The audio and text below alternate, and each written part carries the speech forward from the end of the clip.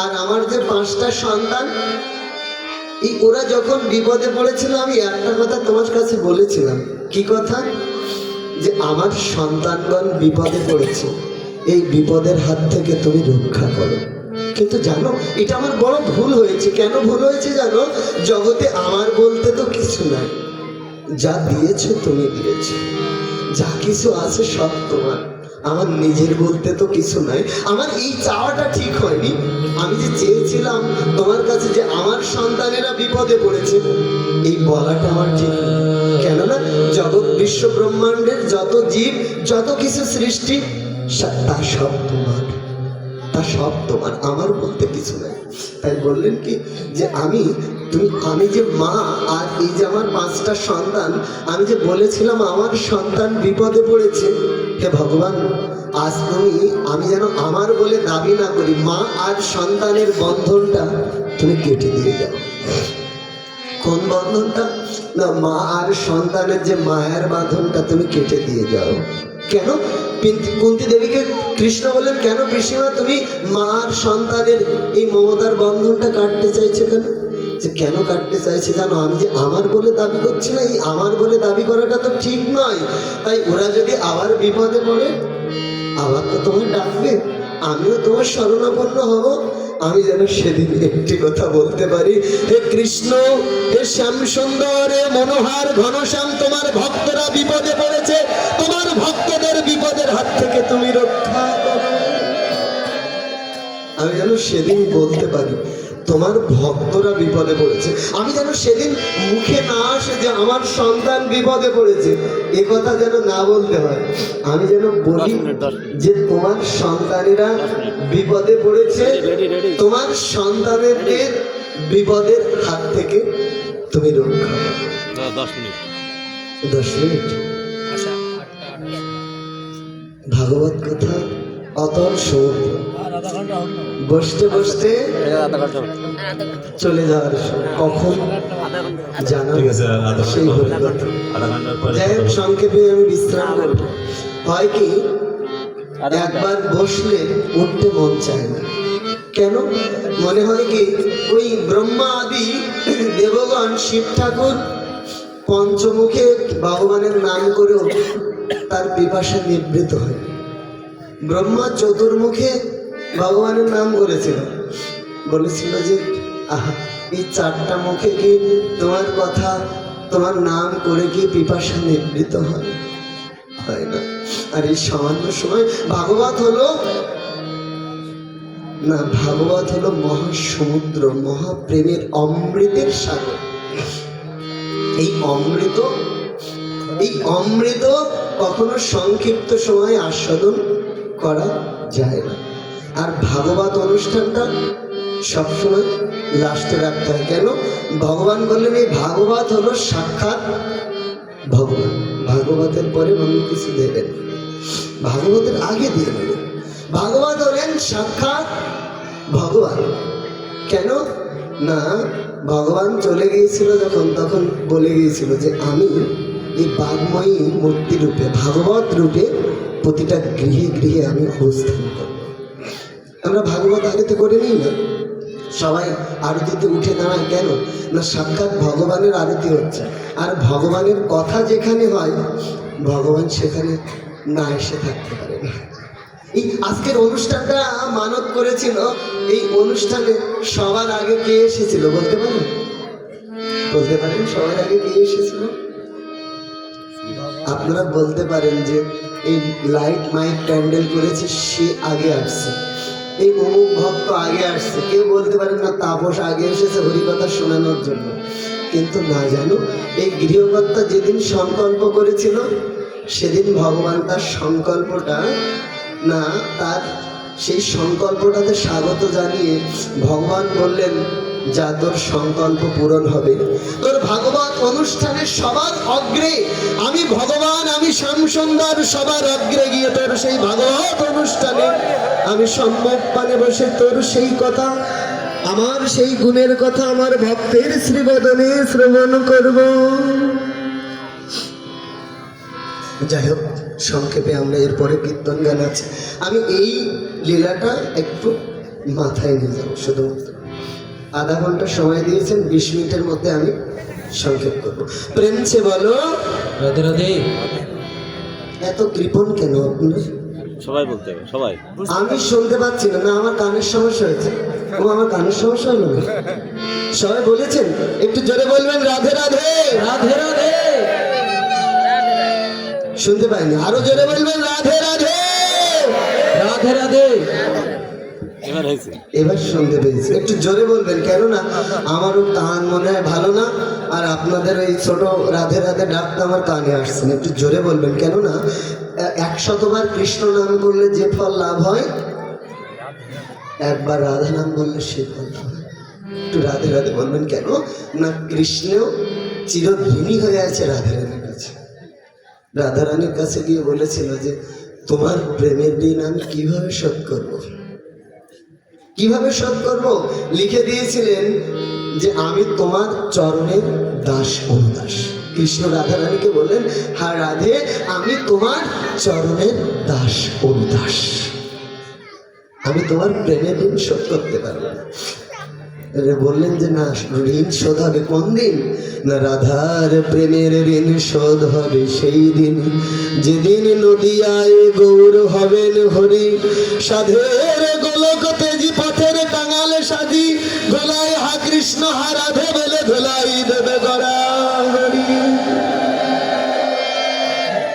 গৌর সুন্দর এই কলিতে এসে অনেক কেঁদেছেন না? ওই রাধা রানী কৃষ্ণ বলে যত চোখের জল ফেলতেন, কখন বলবে কথা, সময় নাই। সেই রাধার সেই প্রেমটা গৌর সুন্দর জগৎজীবকে বিতরণ করছে। রাধা রানী যেমন কৃষ্ণ নাম করতে করতে মূর্ছা যেতেন, জ্ঞান হারিয়ে ফেলতেন, অনেকক্ষণ ললিতা সখে গিয়ে বুকের পাশে কান পেতে দিয়ে দেখত নিঃশ্বাস প্রশ্বাস বন্ধ হয়ে গেছে। গৌর সুন্দরও কৃষ্ণ নাম করতে করতে না জ্ঞান হারিয়ে ফেলতেন, অষ্টসাত্ত্বিক ভাবে বিকার হতো। যাই হোক, যে জায়গাটা ছিলাম, তো কুন্তী দেবী বললেন, কৃষ্ণ তুমি, আমি যে মা আর তারা সন্তান, মা আর সন্তানের এই মায়ার বাঁধনটা তুমি ছিন্ন করে দাও। আমি যেন এরপরে যেন আমার বলতে না হয় যে আমার সন্তানগণ বিপদে পড়েছে, তুমি বিপদের হাত থেকে রক্ষা করো, আমার যেন এটা না বলতে হয়। এরই মধ্যে যুধিষ্ঠির মহারাজ এসেছে। বাবা একটু বসুন, না না আসছে। বসুন, আমরা শ্রবণ করছি। যুধিষ্ঠির মহারাজ এরই মধ্যে এসেছে। কে? না ধর্মরাজ যুধিষ্ঠির, যিনি জীবনে একটাও মিথ্যা কথা বলেননি। সে যুধিষ্ঠির এসেছে, এসে বলছে, ভাই কৃষ্ণ তুমি চলে যাবে? জানো আমাদের কারো মনের অবস্থা ভালো না। কেন? না মনের অবস্থা ভালো নয়, তুমি কেন যুদ্ধের উপদেশটা দিয়েছিলে? তুমি উপদেশ না দিলে তো এই যুদ্ধ হতো না। আর এই সামান্য তুচ্ছ সিংহাসন লাভের আশায় আমার আপনজনদেরকে আমি হত্যা করলাম। জানো আমার জেঠিমা গান্ধারী, তার মুখের দিকে আমি তাকাতে পারছি না। যখন তাদের সামনে যাই, জেঠিমার মুখের দিকে তাকাতে পারি না। কেন? কেন তাকাতে পারছি না? না তাকাতে পারছি না একটাই কারণে। কি কারণ? না তারা হা পুত্র বলে ক্রন্দন করছে। 100 পুত্রকে হারিয়ে হা পুত্র বলে ক্রন্দন করছে। জগতে সব থেকে পিতা মাতা বেঁচে থাকতে সন্তানের লাশটা পিতামাতার কাঁধে খুব ভারী হয়, এর থেকে ভারী জিনিস আর হয় না। তাই কি করছে না হা পুত্র বলে ক্রন্দন করছে। জ্যাঠামশাইয়ের মুখের দিকেও তাকাতে পারছে না। তাই কি করছে না ওই বলছে, জানো আমি জেঠিমার মুখের দিকে তাকাতে পারি না, জ্যাঠামশাইয়ের মুখের দিকে তাকাতে পারি না, আমাদের যে পাপ হয়েছে নিশ্চিত নরকে বাস করতে হবে। কেন দিয়েছিলে তুমি যুদ্ধের উপদেশ?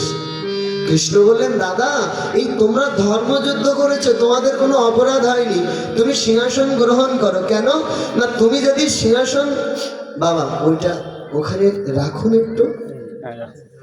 একটু রাখতে হবে, আমার লাগবে ওটা। আমি যুগল করবো না, পাঠ সমাপন করবো না, একটু দয়া করুন। কেননা এই ভাগবত প্রেম থেকে আমি হারিয়ে যাচ্ছি। এই কৃষ্ণ কথা বলে ইচ্ছে করলেও চোখে জল আসবে না। যদি তোমার হৃদয়টা যদি ওই কৃষ্ণ সেই লীলা যে কথাটা বলতো সেখানে যদি তোমার স্মরণ না থাকে, চোখে জল আসবে না, ওই প্রেম হারিয়ে যাবে। আর প্রেম হারিয়ে গেলে ও কথায় কাজ হয় না খুব একটা। কিভাবে? এখনই সমাপন করছি। তো বললেন যে যুধিষ্ঠির এসে বলছে তুমি কেন চলে যাবে, তুমি থাকো। আর যুধিষ্ঠিরকে কৃষ্ণ বলছে তুমি ধর্মযুদ্ধ করেছো, তোমার কোনো অপরাধ হয়নি, অধর্ম হয়নি, অন্যায় হয়নি, তুমি সিংহাসন গ্রহণ করো। বরং যদি তুমি সিংহাসন গ্রহণ না করো তাহলে তোমার অন্যায় হবে, অধর্ম হবে। রাজা যদি রাজ্য সিংহাসন না গ্রহণ করে, যদি রাজ্য পরিচালনা না করে, প্রজারা কষ্ট পাবে, আর প্রজা কষ্ট পেলেই রাজধর্ম নষ্ট হবে। তুমি সিংহাসন গ্রহণ করো। কিন্তু যুধিষ্ঠির মহারাজ আজ কোনো প্রবোধ বাক্যই মানতে চাইছে না, বলছে না কৃষ্ণ আমার অপরাধ হয়েছে। কৃষ্ণ তখন বললেন দাদা তুমি তো আমার কোনো কথাই শুনতে চাইছো না, চলো আজ তোমাকে আমাদের সবার বয়োজ্যেষ্ঠ যিনি তার কাছে নিয়ে যাও, চলো আজ তোমাকে দাদুর কাছে নিয়ে যাও, চলো না একটু দাদুর কাছে নিয়ে যাও। কে দাদু, কার কথা বলছেন? না, পিতামহ ভীষ্মদেবের কথা বলছেন। পিতামহ ভীষ্মদেব যে সজ্জায় শায়িত আছেন, সমস্ত দেহে তীরবিদ্ধ হয়ে রক্তক্ষরিত হচ্ছে, সমস্ত দেহটা যন্ত্রণা হচ্ছে, তীরের যন্ত্রণায় ছটফট করছে। পিতামহ ভীষ্মদেবের ইচ্ছা মৃত্যু ছিল, তবুও তিনি মৃত্যুকে আলিঙ্গন করছেন না। কেন না, একটা প্রতীক্ষার প্রহর গুনছে, বন্ধু কখন আসবে, কৃষ্ণ পরম বান্ধব কখন আসবে। মনে মনে প্রার্থনা করছে, হে সখা, হে বান্ধব, তুমি কখন আসবে, কখন দেখা দেবে, কখন কৃপা করবে। তোমার দেখা না পেলে তো আমি যাব না, উত্তরায়ণ চলে আসছে, তুমি আসবে না। কি করলেন না, ওই যে ভীষ্মদেব ওখান থেকে প্রার্থনা জানাচ্ছে, তাই কৃষ্ণ যুধিষ্ঠির সহ পঞ্চ পাণ্ডবকে নিয়ে যাচ্ছেন ভীষ্মদেবের কাছে, ভীষ্মদেবকে কৃপা করবেন, তাই তার অন্তিম সময়। পঞ্চ পাণ্ডব একে একে সবাই গিয়ে ভীষ্মদেবের চরণে প্রণাম করলেন।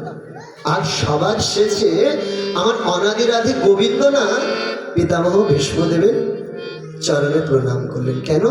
বললেন যে আমার যুধিষ্ঠির দাদার যদি সম্বন্ধ ধরি, আমারও তো দাদু হয়, তাহলে গুরুজনদেরকে যদি সম্মান করতে হয়, প্রণাম করতে হয়, এটা যদি আমি না শিখিয়ে যাই, জগৎজীব তো শিখবে না। মর্যাদা পুরুষোত্তম ভগবান এত মর্যাদা পুরুষোত্তম হইলেন কিসের জন্য না, প্রতিদিন সকালে প্রত্যহ ঘুম থেকে উঠে আগে পিতামাতাকে প্রণাম করতেন। রাম ভগবান আগে পিতামাতাকে প্রণাম করতেন প্রতিদিন সকালে। কেন? বললেন, শাস্ত্র জানালেন কোন সন্তান যদি তার পিতামাতার চরণে প্রণাম করে প্রত্যেক ঘুম থেকে উঠে কোনো কাজে যাওয়ার আগে, তাহলে শাস্ত্র জানালেন ওই পিতামাতা মূর্খ হলেও ওই পিতামাতার চরণে আমি এতটা আশীর্বাদ লুকিয়ে রেখেছি যে ওই সন্তানের পিছনে পিছনে সারাটা দিন রক্ষা কবচ হিসেবে ওই পিতামাতার আশীর্বাদ ছুটে বেড়ায়। তাই জেনে রেখো, তুমি সুসন্তান হতে পারবে না যদি তোমার পিতা মাতাকে তুমি ভালো না বাসতে পারো, সে সন্তান কখনো সুসন্তান নয়। তাই গুরুজনদেরকে সম্মান করতে হয়, ভগবান অনাদিরাধি গোবিন্দ শেখালেন। ভীষ্মদেবের চরণে যেই না প্রণাম করেছে, ভীষ্মদেব একটি কথা বলেন, কে গো, কে তুমি? আমাকে মাত্র কে স্পর্শ করলে? তোমার স্পর্শে বড় শান্তি, আমার সমস্ত দেহটা যন্ত্রণা করছিল, তোমার স্পর্শ মাত্র সমস্ত দেহটা শীতল হয়ে গেছে, কেমন যেন শান্তির পরশ পাচ্ছি আমি, আমার সমস্ত দেহটা শীতল হয়ে গেছে। কে তুমি? মাত্র কে স্পর্শ করলে? তোমার স্পর্শে বড় শান্তি, বড় প্রশান্তি, এতটা প্রশান্তি তো আমি জীবনে কখনো পাইনি। কৃষ্ণ বললেন, দাদু আমি কৃষ্ণ। ও সখা, তুমি এসেছো? আচ্ছা, কেন এলে তুমি? আমি তো তোমাকে ডাকার মতো ডাকতে পারিনি, আমি সারা জীবন তোমার সেবা করতে পারিনি, কেন তুমি দেখা দিলে আমার অন্তিমে? বললেন, দেখো না, যুধিষ্ঠির দাদা কিছুতেই সিংহাসন গ্রহণ করতে চাইছে না, তাই তুমি তো এখনো বেঁচে আছো, বয়োজ্যেষ্ঠ গুরুজন, তুমি যদি উপদেশ বাক্য দান করো দাদাকে, তাই নিয়ে এসেছি। ভীষ্মদেব একটা কথা বলেন, ও তুমি ভগবান অনাদিরাধি গোবিন্দ, তুমি অনন্ত, তুমি অসীম, তোমার বিনা ইশারায় গাছের একটা পাতাও নড়ে না, স্বয়ং বিদ্যার দেবী সরস্বতী যার চরণের দাসী, তুমি সেই ভগবান, তোমার কথা যুধিষ্ঠির শুনছেন, আর আমি অধম ভীষ্ম, আমার কথা শুনবে তো? আমাকে বোকা ভেবেছ? জগৎজীবকে যেমন বোকা বানিয়ে রেখেছ, আমাকেও বোকা ভেবেছো না? আমি জানি না তুমি কেন এসেছো, আমি জানি এই জগৎ সংসারে কেউ জানুক আর তুমি জানো আর আমি জানি, কেউ জানুক না জানুক, কি না আমার অন্তিম সময় উপস্থিত হয়েছে। তাই তুমি ভগবান এসেছো যুধিষ্ঠির মহারাজকে উপদেশ বাক্য দান করানোর ছলে, তুমি ভগবান এসেছো এই অদম ভীষ্মকে কৃপা করার জন্য। এটা আমি জগৎবাসীকে জানিয়ে দিতে চাই, এটা আমি জগৎবাসীকে জানিয়ে দিতে চাই যে তুমি কৃপা করার জন্য এসেছো। ভীষ্মদেব একটা কথা বললেন যে সেখানে অনেক কথা, কিন্তু সে কথা বলার এখন সময় নেই। একটা প্রার্থনা করলেন, তুমি এসেছো যখন তুমি অপেক্ষা করো আমার সম্মুখে। কতক্ষণ জানো হে সখায় বান্ধব, কতক্ষণ অপেক্ষা করবে জানো? যতক্ষণ না আমার প্রাণ পাখিটা উড়ে না যায়। এই দেহ ছেড়ে যতক্ষণ প্রাণ পাখিটা উড়ে না যায় ততক্ষণ তুমি আমার সম্মুখে অপেক্ষা করবে, ততক্ষণ থাকবে। কিন্তু তুমি যেন মুখটা ভার করে থেকো না, অরুণোল্লোচনম বদনম, তুমি হাসি মুখে আমার সম্মুখে দাঁড়াবে। কেন না তুমি ওই কুরুক্ষেত্রে রণাঙ্গনে দেখেছিলাম তুমি যতবার কৌরব পক্ষদের দিকে তাকিয়েছিলে না, তোমার সেই দৃষ্টিটা ছিল যেন কাল দৃষ্টি। তোমার সেই দৃষ্টিটা দিয়ে যেন তোমার ছোট করে দাও, তোমার সেই দৃষ্টিটা দিয়ে যেন চোখের নিমিষেই তুমি কৌরব পক্ষকে পুড়িয়ে ছাই করে দিচ্ছে। আবার তোমার একই দৃষ্টি যখন তুমি পাণ্ডব পক্ষদের দিকে দিচ্ছিলে, দেখেছিলাম সেই দৃষ্টিটা ছিল অমৃত বর্ষিণী দৃষ্টি। সেই দৃষ্টিটা দিয়ে অমৃত ঝরছিল, আর সেই অমৃত বর্ষিণী দৃষ্টি পেয়ে পঞ্চ পাণ্ডব চির অমর হয়ে যাচ্ছিল।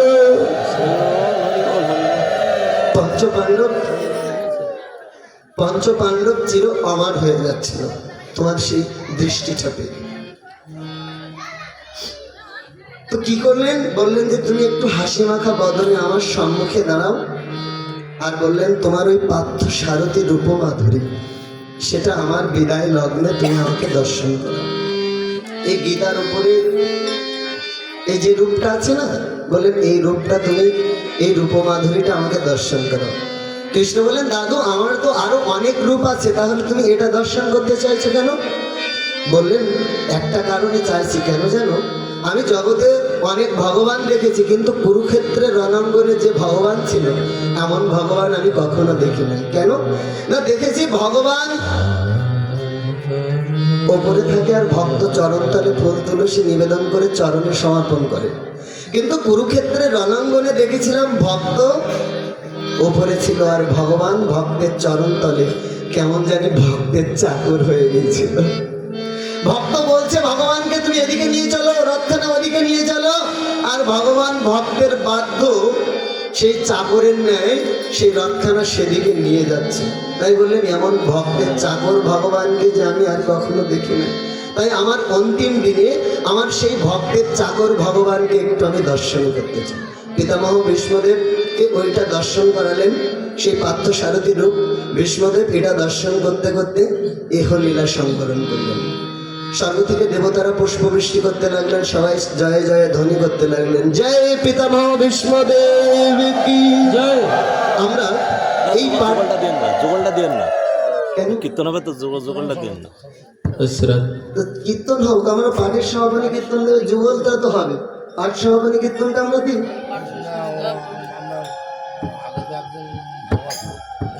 হ্যাঁ হোক, এটা হয় না। যাই হোক আমরা একটু যুগল পদ না গাইতে, ভজন দেন। আমরা সবাই একটু রাধা নাম করবো সবাই। হ্যাঁ ঠিক আছে, ওকে। আমরা তবে হ্যাঁ আমি বলি সবাই একত্রে। হারমোনিয়াম তুমি নাও না, আমার কাছে দিয়ে দাও। কৃষ্ণ নাম রস পিয়া করো, রাধে রাধে জপা করো, রস পিয়া করো। এই মাইক্রোফোনটা কি হলো ভাই? রাধে রাধে জপা করো, কৃষ্ণ নাম রস পিয়া করো, রাধে রাধে জপা করো, কৃষ্ণ নাম রস পিয়া করো।